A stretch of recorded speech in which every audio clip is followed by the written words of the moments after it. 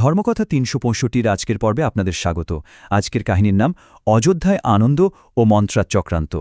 ভাবুন তো একবার, যখন একটা গোটা রাজ্য উৎসবে মেতে আছে, ঠিক তখনই কি প্রাসাদের কোনো এক কোণে চুপিসারে জন্ম নিতে পারে একটা ভয়ঙ্কর চক্রান্ত? হ্যাঁ, এমনই কিছু একটা ঘটছিল অযোধ্যার সেই ঐতিহাসিক দিনে।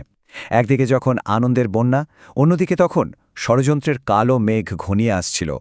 তো চলুন গল্পের একেবারে শুরুতে চলে যাই। জায়গাটা হলো রাজা দশরথের রাজসভা। সেখানে এমন এক বিশাল সিদ্ধান্ত নেওয়া হতে চলেছে যা শুধু ঠিক করবে কে পরবর্তী রাজা হবেন তাই নয়, বরং গোটা অযোধ্যার ভাগ্যই পাল্টে দেবে। ভাবুন সেই দৃশ্যটা। বয়সের ভারে ক্লান্ত রাজা দশরথ সিংহাসন থেকে উঠে দাঁড়াচ্ছেন। চোখে মুখে তার রাজ্যের প্রতি দীর্ঘদিনের দায়িত্ব পালনের ক্লান্তি, কিন্তু কণ্ঠে একজন অভিজ্ঞ রাজা আর একজন গর্বিত বাবার আবেগ। তিনি বললেন, অনেক তো হল, এবার আমার কাঁধ থেকে রাজ্যের এই বিশাল ভার নামানোর সময় এসে গেছে। আর ঠিক তারপরেই এক অনাবিল হাসিতে তার মুখটা উজ্জ্বল হয়ে উঠল, যখন তিনি ঘোষণা করলেন, আমি ঠিক করেছি, অযোধ্যার পরবর্তী রাজা হবে আমার প্রিয় পুত্র রাম। আর এই ঘোষণাটা শোনার প্রায় সঙ্গে সঙ্গেই পুরো রাজদরবারে যেন আনন্দের একটা ঢেউ আছড়ে পড়ল। মন্ত্রীরা তো খুশিতে চিৎকার করে উঠলেন, ঋষিরা আশীর্বাদের ভঙ্গিতে মাথা নাড়তে লাগলেন। আসলে সবাই মনে মনে এটাই চাইছিলেন, কারণ তারা জানতেন রাম শুধু যোগ্যতম নন, তিনি যেন অযোধ্যার আত্মার প্রতিচ্ছবি। তার চেয়ে ভালো রাজা আর কেই বা হতে পারে বলুন? এরপর রামকে যখন দরবারে আনা হলো, ভাবুন, এত বড় একটা পদের ঘোষণা, অথচ তার মধ্যে এতটুকু অহংকার নেই। তিনি সোজা এসে বাবার পায়ে মাথা নত করলেন। আসলে যে ক্ষমতা মানুষকে অহংকারী করে তোলে, রামের কাছে সেই ক্ষমতার চেয়েও বড় ছিল তার বিনয়। আর বাবার আদেশের উত্তরে তিনি খুব শান্তভাবে বললেন, বাবা, আপনার আদেশই আমার কাছে সব। আমি আমার শেষ নিঃশ্বাস পর্যন্ত অযোধ্যার সেবা করে যাব। এই খবরটা কি আর রাজদরবারের চার দেয়ালের মধ্যে আটকে থাকে? একদমই না। এটা যেন বাতাসের বেগে গোটা রাজ্যে ছড়িয়ে পড়ল, আর সাথে সাথেই শুরু হয়ে গেল এক বিশাল আনন্দ উৎসব। চলুন একবার দেখি অযোধ্যার সাধারণ মানুষ কিভাবে এই খুশির খবরে মেতে উঠেছিল। খবরটা দাবানলের মতো ছড়িয়ে পড়ল অযোধ্যার অলিতে গলিতে। আর মানুষজন, তারা তো নিজেরাই ঘর থেকে বেরিয়ে এসে ফুল আর প্রদীপ দিয়ে নিজেদের বাড়ি সাজাতে শুরু করে দিল। আসলে তারা তো রামকে শুধু রাজা হিসেবে দেখতেন না, দেখতেন নিজেদের ঘরের ছেলে হিসেবে। চারিদিকে মিষ্টিমুখ চলছে, বাতাসে ভাসছে খুশির সুর। সে এক দেখার মতো দৃশ্য। সেদিন যদি অযোধ্যার রাস্তা একটু কান পাতা যেত, তাহলে কি শোনা যেত জানেন? সাধারণ মানুষের মুখের কথা। কেউ হয়তো বলছেন, এবার দেখবে রামের শাসনে অযোধ্যায় সোনার যুগ আসবে। তো আরেকজন হয়তো আকাশের দিকে তাকিয়ে বলছেন, আমাদের রাজ্যটা সত্যি ভগবানের আশীর্বাদে ধন্য। সব মিলিয়ে মনে হচ্ছিল যেন একটা নিখুঁত শান্তির চাদরে মুড়ে আছে গোটা অযোধ্যা। রানী কৌশল্যার চোখেও আনন্দের জল, মানে সবকিছুই একদম পারফেক্ট।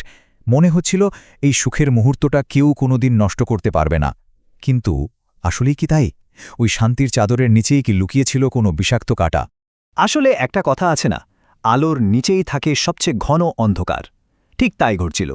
যখন গোটা অযোধ্যা খুশির আলোয় ঝলমল করছে, ঠিক সেই সময় রাজপ্রাসাদেরই এক অন্ধকার ঘরে বোনা হচ্ছিল এক ভয়ঙ্কর ষড়যন্ত্রের জাল। ভাবা যায়, একই সময়ে অযোধ্যায় দুটো আলাদা জগৎ চলছিল। একদিকে রাস্তাঘাটে আলো, গান বাজনা, মানুষের হাসিমুখ। আর অন্যদিকে রানী কৈকেয়ীর ঘর। সেখানে জমাট বাঁধা নিস্তব্ধতা, এক অশুভ নীরবতা। রানী চুপচাপ বসে, আর তার দাসী মন্থরা, সে এক কোণে দাঁড়িয়ে কুটিল চোখে বাইরের এই উৎসবটা দেখছে। শেষ পর্যন্ত মন্ত্রাই সেই ভয়ঙ্কর নীরবতা ভাঙল, আর তার মুখ থেকে বেরোনো প্রত্যেকটা শব্দ ছিল যেন এক ফোঁটা বিষের মতো। সে সোজা রানীর কানের কাছে গিয়ে ফিসফিস করে বলতে শুরু করল, কি দেখছেন রানী, এই উৎসব? ভুলে যাবেন না, রাম একবার রাজা হয়ে গেলে আপনার ছেলে ভরতকে কেউ মনে রাখবে না। সে তো তখন শুধু রাজার ভাই হয়েই থেকে যাবে। প্রথমে তো কৈকেয়ী মন্ত্রার কথা হেসেই উড়িয়ে দিলেন। বেশ আত্মবিশ্বাসের সাথেই বললেন, চুপ করো মন্ত্রা, তুমি জানো না, রাম ভরতকে নিজের প্রাণের চেয়েও বেশি ভালোবাসে। ওর রাজ্যে ভরতের কোনো বিপদ হতেই পারে না। কিন্তু তিনি হয়তো তখনও বুঝতে পারেননি, সন্দেহের এই ছোট্ট বীজটাই যে পরে কত বড় বিষবৃক্ষ হয়ে উঠবে। কিন্তু কিছু বিষাক্ত বীজ এমনই হয়, একবার মনে ঢুকে গেলে সেটাকে আর বের করা যায় না।